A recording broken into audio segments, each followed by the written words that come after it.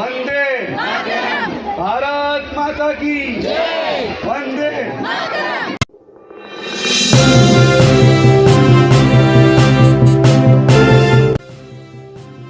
गुजार हूं और मैं सबको मुबारकबाद देता हूं कि हर साल 26 जनवरी और 15 अगस्त के मौके को हम भूले नहीं और हमारे जितने भी बुजुर्ग हैं और उलमा इकराम ने जो कुर्बानियां दी है वो कुर्बानियों को ज़ाया नहीं जाने दे, ये बार बार करते रहे और लोगों को याद दिलाते रहे। अस्सलाम वालेकुम व रहमतुल्लाहि व बरकातहू। जैसे कि हमारे न्याज भाई ने बताया कि हमारी तारीख को याद करना चाहिए, हमारे बुजुर्गों की कुर्बानियों को याद रखना चाहिए, जिसके लिए ये 26 जनवरी और 15 अगस्त का दिन मनाया जाए, ताकि बच्चों को गैर लोग तो इनके पैरों में गिरे पड़े रहते हैं, क्योंकि इन्होंने लोगों के कई ऑपरेशन 1 लाख रुपए से 10,000 से लेकर 25-35 लाख रुपए तक मुफ्त में करा है। तो ये जहाँ कहीं कभी आपको मौका मिले इनके साथ सफ़र करने का, छोटे से गांव में, छोटे से खेड़े में, महाराष्ट्र के हर ज़िले, हर शहर में कहीं ना कहीं इन्होंने किसी मरीज़ का इलाज कराया है।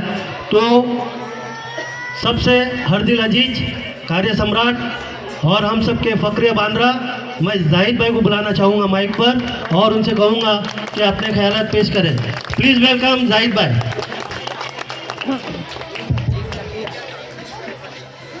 अस्सलाम वालेकुम।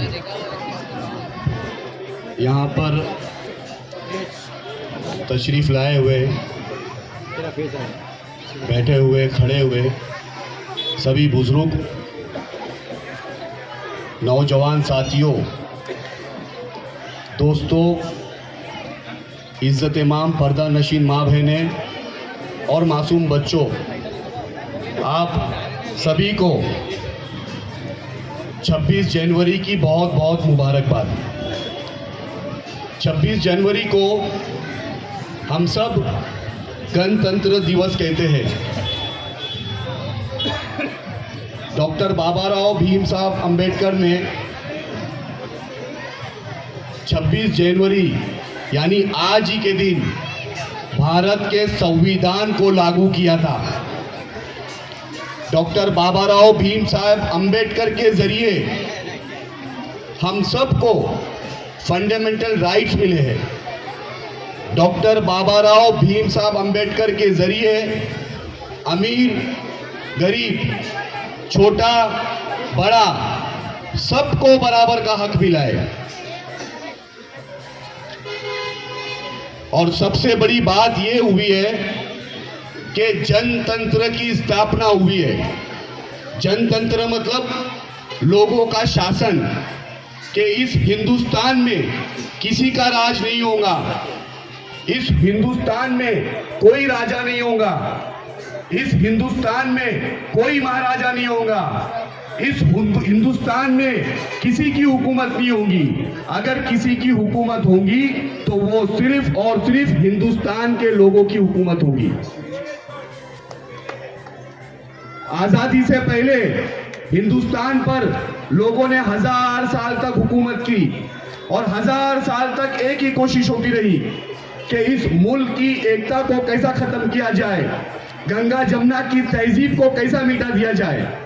800 साल मुगल अफगानी ने हुकूमत की, 200 साल अंग्रेजों ने हुकूमत की, मगर एक ही कोशिश होती रही कि गंगा जमुना की तहजीब को कैसा मिटाया जाए। लेकिन कोशिश करने के बावजूद भी हिंदुस्तान की तहजीब को कोई नहीं मिटा पाया। और क्यों नहीं मिटा पाया? क्योंकि हिंदुस्तान दुनिया का वाहिद मुल्क है जहां इतनी बड़ी तादाद में अलग अलग तहजीब, अलग अलग मजहब के लोग रहते हैं। ऐसा देश, ऐसा मुल्क पूरी दुनिया में नहीं है। और वो क्यों नहीं है? क्योंकि हिंदुस्तान में सूरज निकलने से पहले मंदिर से आवाज आती है, हिंदुस्तान में सूरज निकलने से पहले गुरुद्वारा से आवाज आती है, हिंदुस्तान में सूरज निकलने से पहले चर्च के घंटे बजाए जाते, वही हिंदुस्तान में सूरज निकलने से पहले मस्जिद से अजान की आवाज आती है। ये हिंदुस्तान है, ये हिंदुस्तान की खूबसूरती है। दुनिया में 2 ऐसे मुल्क हैं जो मजहब की बुनियाद पर बनाए गए। वो कौन से मुल्क है? एक पाकिस्तान और दूसरा इजराइल। ये दोनों मुल्क को मजहब की बुनियाद पर बनाया गया, मगर हिंदुस्तान को इंसानियत की बुनियाद पर बनाया गया। हिंदुस्तान में मजहब के आंसू नहीं है, हिंदुस्तान में इंसानियत के आंसू है। हिंदुस्तान में सबका खून था, सबके आंसू है, तभी जाकर हिंदुस्तान। आइए हमारे आसिफ बामला आइए। हिंदुस्तान में सबका खून था, सबके आंसू थे, तभी जाकर ये हिंदुस्तान बना। आजादी से पहले हमारे क्रांतिवीरों ने बड़ी बड़ी कुर्बानी दी, अपनी जान की बाजी लगाई, जैसे मंगल पांडे, भगत सिंह, सुभाष चंद्र बोस, सरदार वल्लभ भाई पटेल, खान अशफाक उल्ला खान, अब्दुल गफ्फार खान, मौलाना अब्दुल कलाम आजाद, लाल बहादुर शास्त्री, महात्मा गांधी, डॉक्टर भीमराव अंबेडकर और कई लोगों ने अपनी जान की बाजी लगाकर, जान को गंवाकर इस हिंदुस्तान को आजाद कराया था। जब भगत सिंह को सूली पर लटकाया गया तो क्या भगत सिंह ने सोचा था ये मुल्क सिर्फ सिखों का होना चाहिए? जब सुभाष चंद्रशेखर ने आवाज दी बंगाल से कि तुम मुझे खून दो, मैं तुम्हें आजादी दूंगा, तो क्या सुभाष चंद्र बोस ने सोचा था ये मुल्क सिर्फ बंगालियों का होना चाहिए? पंडित चंद्रशेखर आजाद ने जब अंग्रेजों से लड़ते लड़ते अपने आप को गोली मारी, तो क्या उन्होंने सोचा था ये मुल्क सिर्फ पंडितों का होना चाहिए? अशफाक उल्ला खान को जब फांसी की सजा हुई तो जेलर उनके पास आया, उनको पूछा अशफाक उल्ला खान तेरी आखिरी ख्वाहिश? तो अशफाक उल्ला खान ने कहा मुझे इस मुल्क की मिट्टी में दफन होना है। तो क्या अशफाक उल्ला खान ने सोचा था ये मुल्क सिर्फ मुसलमानों का होना चाहिए? मगर आज हम लोग सिर्फ हिंदू मुस्लिम कर रहे हैं और वो सोच ने हमको मजहब के नाम पर बांट दिया। हिंदू मजहब के लोग हिंदुत्व को मानते हैं, हिंदुत्व की राह पर चलते हैं। मुस्लिम मजहब के लोग इस्लाम को मानते हैं, इस्लाम की राह पर चलते हैं। लेकिन आज वो दौर है, हिंदुत्व को इस्लाम के खिलाफ बांट दिया और इस्लाम को हिंदुत्व के खिलाफ बांट दिया। पूरी दुनिया में हिंदू मजहब के लोग गीता पढ़ते हैं और गीता को मानते हैं। गीता क्या कहती है? गीता कहती है कि पूरी पृथ्वी की मानवता हमारा परिवार है। अगर पूरी पृथ्वी की मानवता हमारा परिवार है तो यहाँ पर खड़ा हुआ, बैठा हुआ, सुनने वाला हर शख्स इस परिवार का हिस्सा है। और हिंदुत्व क्या है? दया का नाम हिंदुत्व है, प्यार का नाम हिंदुत्व है, भावनाओं का नाम हिंदुत्व है, क्षमा का नाम हिंदुत्व है। निहत्ते गरीब को अकेले पीट पीट के मारने का नाम हिंदुत्व नहीं है। उसी तरह पूरी दुनिया के मुस्लिम लोग कुरान पढ़ते हैं और कुरान को मानते हैं। तो कुरान क्या कहता है? कुरान कहता है कि तमाम मखलूक अल्लाह की कुंडवा है।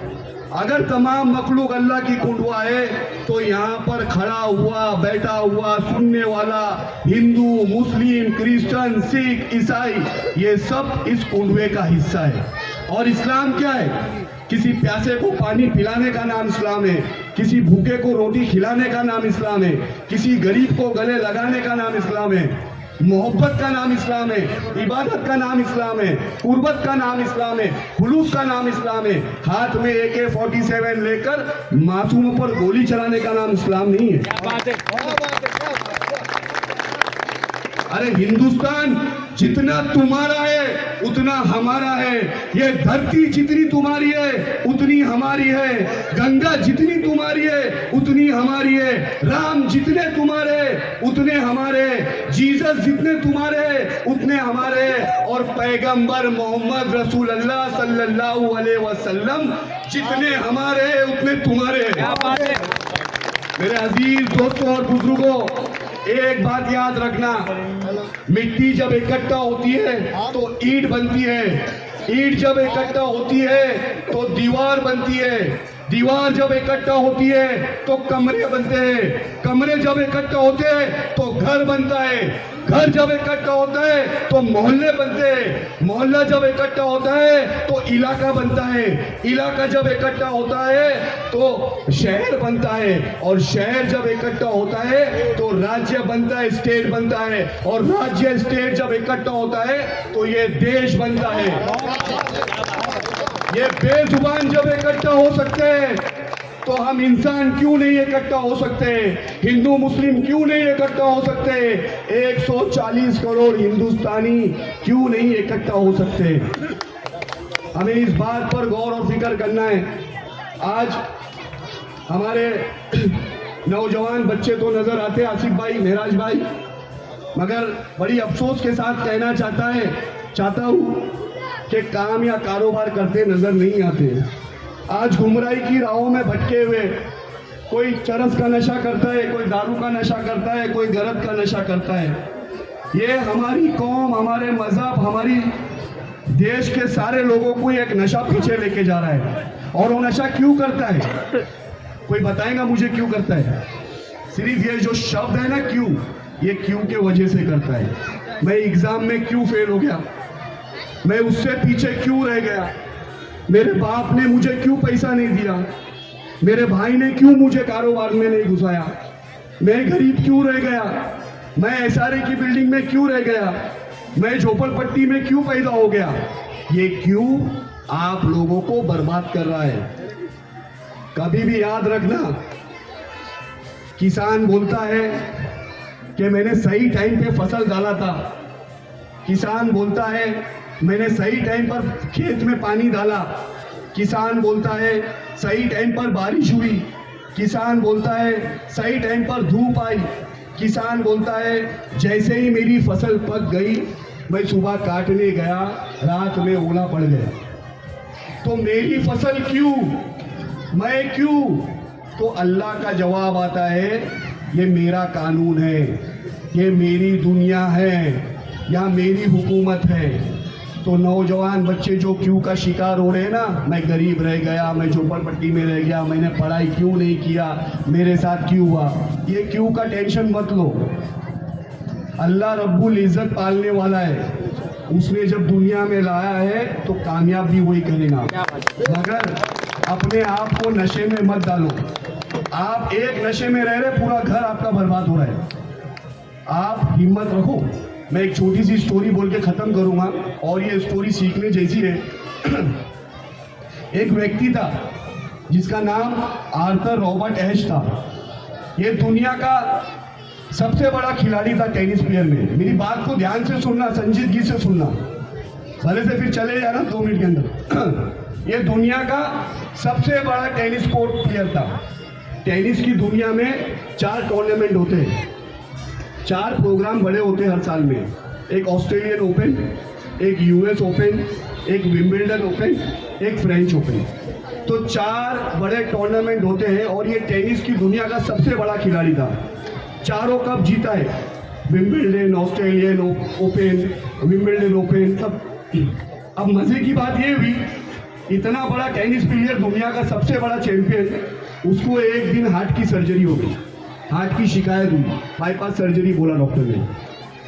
अब बाईपास सर्जरी बोला है तो खून देने के लिए लोगों को आना पड़ता था। और ये 1983 की बात है, उस वक्त इतना प्रोटोकॉल मेंटेन नहीं करते थे कि खून किस तरह देना है, किस तरह चेकिंग करना चाहिए, एक आदमी का दूसरे आदमी के खून को चेकिंग। अब जब इनको खून चढ़ाया गया तो इनको HIV पॉजिटिव हो गया। जब इनको HIV पॉजिटिव हो गया तो पूरी दुनिया में हलचल मची।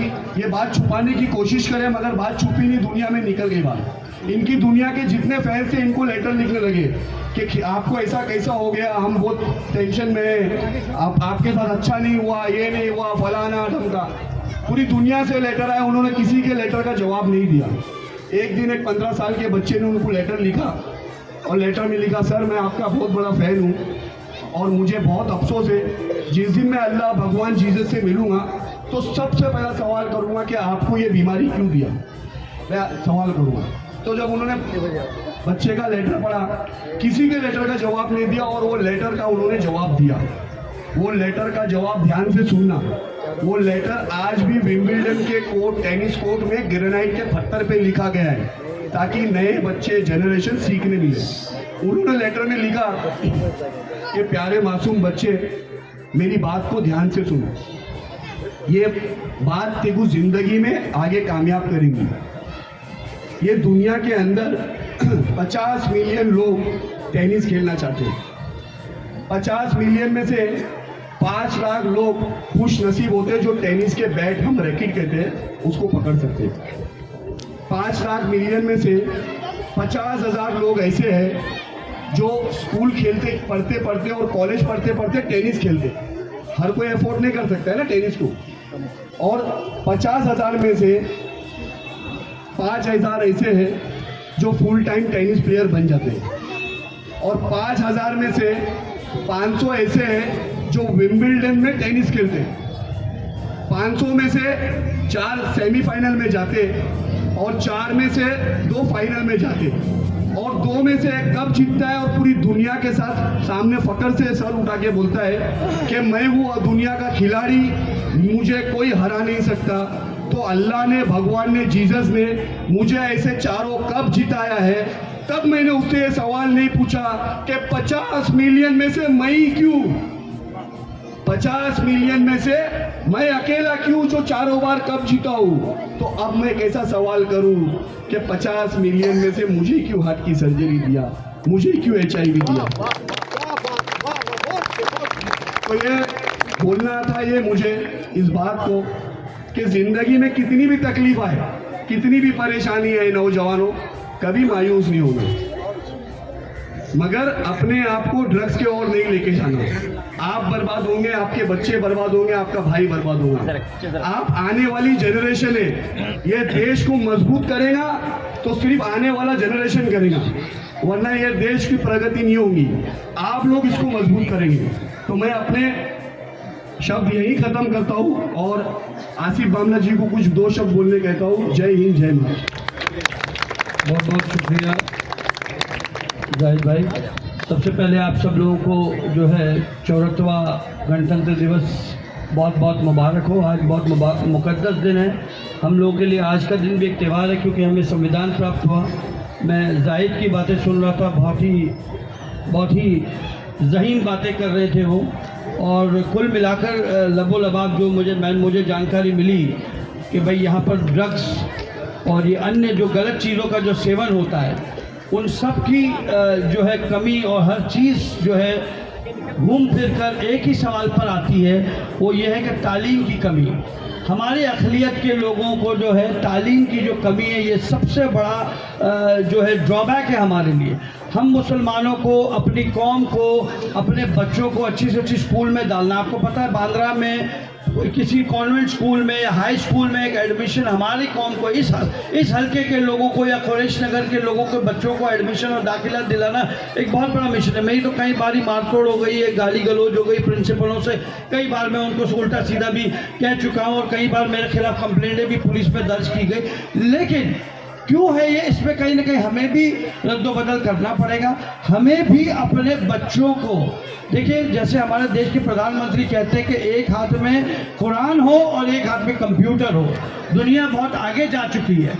अब हम एकदम पुराने ख्यालात के, हमारे बुजुर्गाने दीन यहाँ बहुत मौजूद हैं। अपने अक़लियत के बहुत सारे भाई यहाँ हैं। जाहिद को सारे चाहने वाले लोग हैं यहाँ। जाहिद आप लोगों के खिदमत में हरदम रहता है, चाहे वो यहाँ की स्थानिक समस्या हो, चाहे यहाँ के हेल्थ के मसले हो। लेकिन सबसे बड़ा जो मसला है, जो इस कौम को इस वक्त पे ज़रूरत है, वो ये है कि हमें अपने बच्चों की तालीम, उनको एजुकेशन सबसे बहुत ज़रूरी है। हम उर्दू पढ़ाएं, कुरान हाफिज बनाएं, साथ में दुनिया के लिए भी अपने बच्चों को, अपने आने वाली नस्लों को तैयार करें। दुनिया में जो है आज जो है मॉडर्नाइजेशन हो गया पढ़ाई और लिखाई का, और हमारे बच्चों में काबिलियत और सलाहियत है। अगर आप देखें बिना पढ़े लिखे इतनी काबिलियतें और सलाहियतें, लेकिन चूँकि उन काबिलियत और सलाहियत को सही दिशा में हम नहीं ले जाते, इसीलिए वो लोग ये गलत रास्ते पे जाते, चाहे वो ड्रग्स हो या अन्य गलत चीज़ें हो, या चाहे वो चोरी चकारी में हो या गलत कामों में जो है मुंतफिक होते हैं। तो हमें इनको एजुकेट करना है। तो अपने यहाँ जो बुजुर्ग हैं अपने बच्चों के संग बैठ कर बात करें, उनसे उनकी परेशानियाँ समझें। हम यहाँ पर ये है कि बच्चे अलग, माँ बाप अलग, मुलाकात नहीं होती, बातचीत नहीं होती।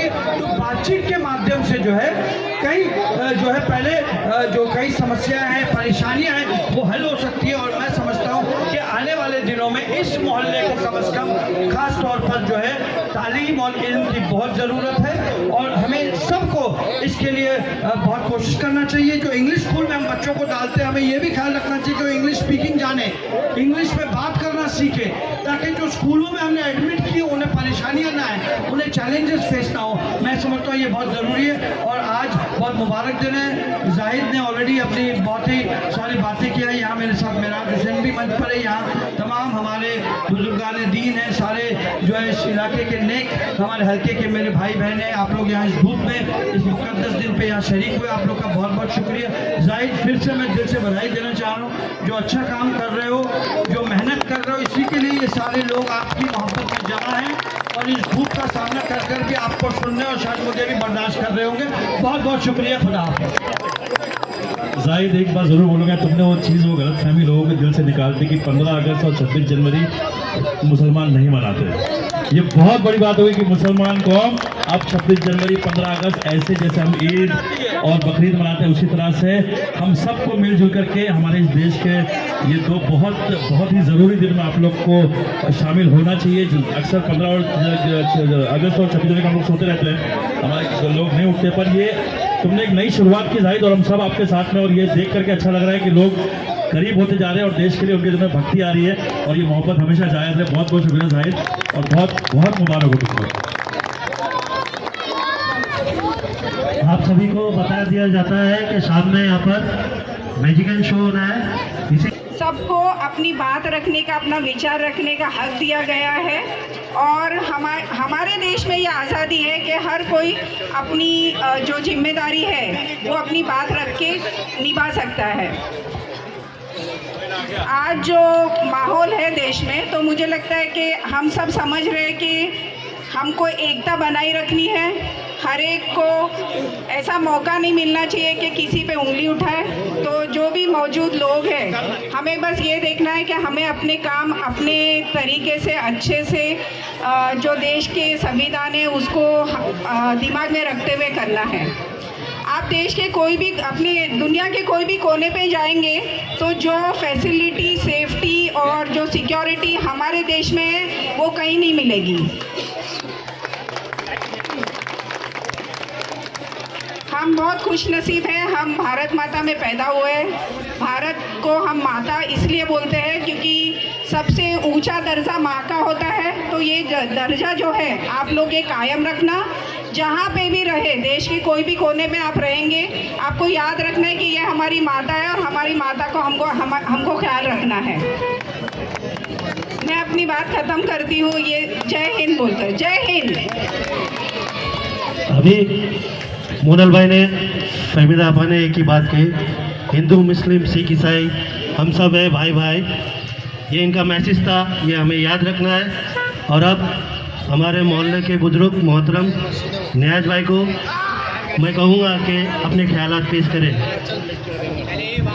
अस्सलाम वालेकुम वरहमतुल्लाहि वबरकातुहू। मेरे भाइयों और मेरे दोस्तों और मेरी माँ बहनों जितने भी यहाँ पे खड़े हैं, ये मुल्क की कुर्बानी के अंदर हमारे उलमा इकराम का बहुत बड़ा खतरा है और ये कुर्बानियाँ ज़ाया नहीं जानी चाहिए। आज ये 74वां हम ये मना रहे हैं रिपब्लिकन डे, लेकिन इस वक्त हमारे बड़ों को भी हमको याद करना है और उसके साथ साथ में ये हमारा हक है, ये मुल्क के अंदर हमारा हक है, ये मुल्क में हमारे बड़ों की कुर्बानियाँ हैं। और हम लोग हर साल, देखो इसके पहले ऐसे प्रोग्राम्स नहीं होते थे, लेकिन अभी ये प्रोग्राम्स हो रहे हैं तो हमारे लोगों का काम है कि इसके अंदर बढ़ चढ़ के हिस्सा ले, घंटे 2 घंटे का मौका दे। और इस हमारे मोहल्ले के अंदर जाहिद खान जो हमारे मोहल्ले का बच्चा जो इस काम को लेके चल रहा है और मेडिकल की लाइन को लेके चल रहा है, और तमाम जितने भी जो दोस्त अहबाब हैं हमारे, जो हम किसी के भी काम लेके जाते हैं तो कभी उस बच्चे ने ना नहीं बोला।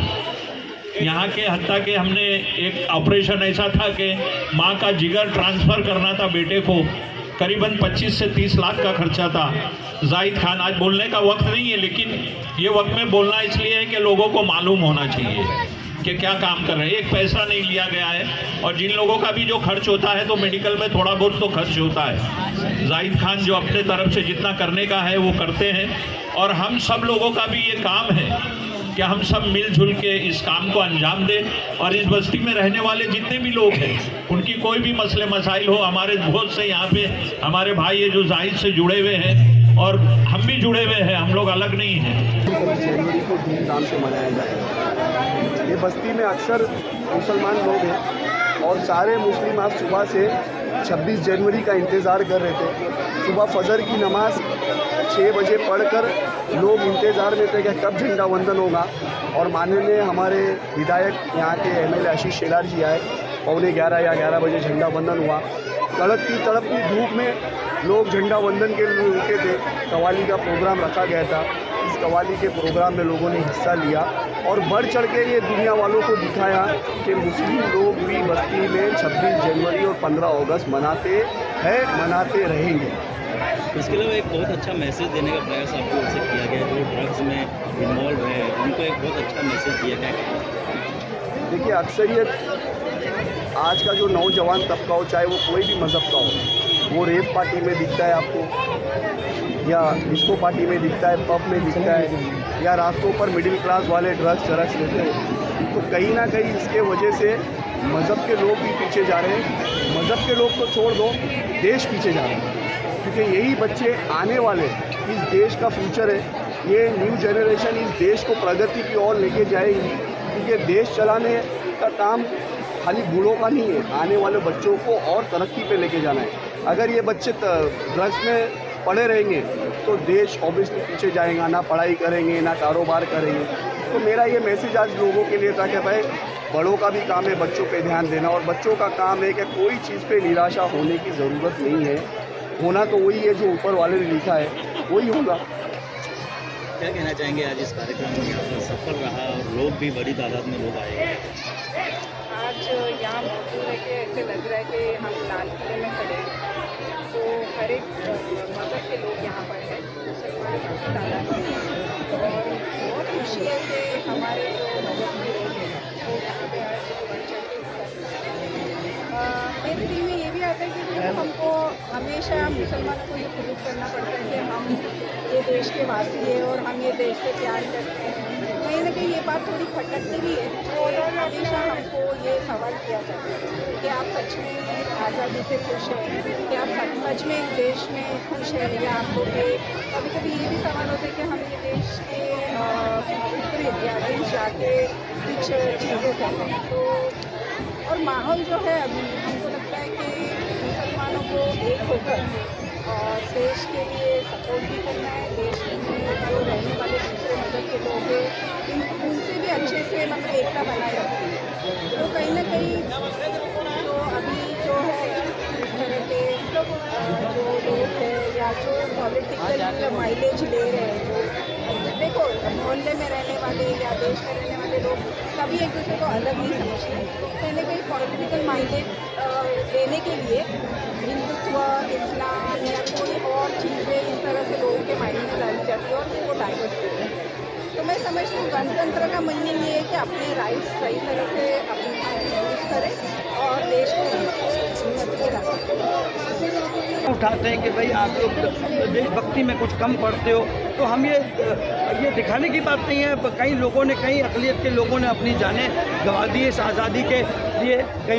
कई बेनाम हैं लोग जो हमारे अक़लियत के लोग हैं जिन्होंने अपने देश के लिए कुर्बानियाँ दी है। तो वो हमें अब ये साबित नहीं करना है, लेकिन जो अमूमन जो लोग कहा करते हैं कि भाई हम कहीं कम पढ़ते हैं, तो मुझे लग रहा है मुसलसल कुछ सालों से हमारी अक़लियत की बस्तियों में सबसे ज़्यादा 15 अगस्त को, 26 जनवरी, इस किस्म के जो त्यौहार है उसको ज़ोर शोर से मनाते हैं। और इस हल्के के लिए तो मैं जाहिद को बहुत दिली बधाई देना चाहूँगा, क्योंकि उसने बहुत मेहनत की है। यहाँ पर आपको जो है हेल्थ से संबंधित जो भी विषय रहते हैं, चाहे वो कैंसर से मरीज़ हो या अपंग लोग हो, उनको ऐसे लोगों को जो मखलूक जिनको कहते हैं, और ये कुरान में भी लिखा है, हदीस का भी मुफ्ती दे के पहले हमें, और उस मुल्क की तरक्की को तब जाना जाता है जब उस मुल्क के मखलूक और कम ताकतवर लोगों की ओर लोग नज़र करते हैं। ये कुरान में भी लिखा है, ये महात्मा गांधी का भी फरमान है हमारे देश के राष्ट्रपिता का। तो ये इस बात को आगे लेके हकीकत में बदल रहे। जाहिद मैं आपको दिली बधाई देना चाह रहा हूँ। मेरा एक प्रोग्राम अगर मैं आपसे बहुत बहुत मुबारक हो आपको, अल्लाह और कामयाब करे। और हमारी और ये शेर हमारे जाहिद भाई के नजर कर रहा हूँ कि कितना मासूम मेरा रश के कमर लगता है और बावजू होते हुए सोने से डर लगता है और प्यार करते हैं मुझे सारे जमाने वाले, ये मेरी माँ की दुआओं का असर लगता है।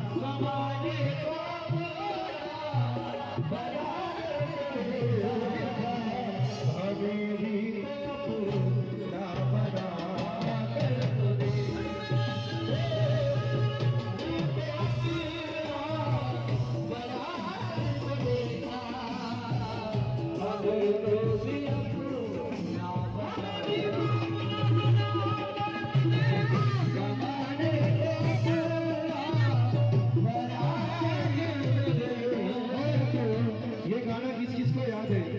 मेरे साथ आप लोगों को गाना होगा, एंजॉय।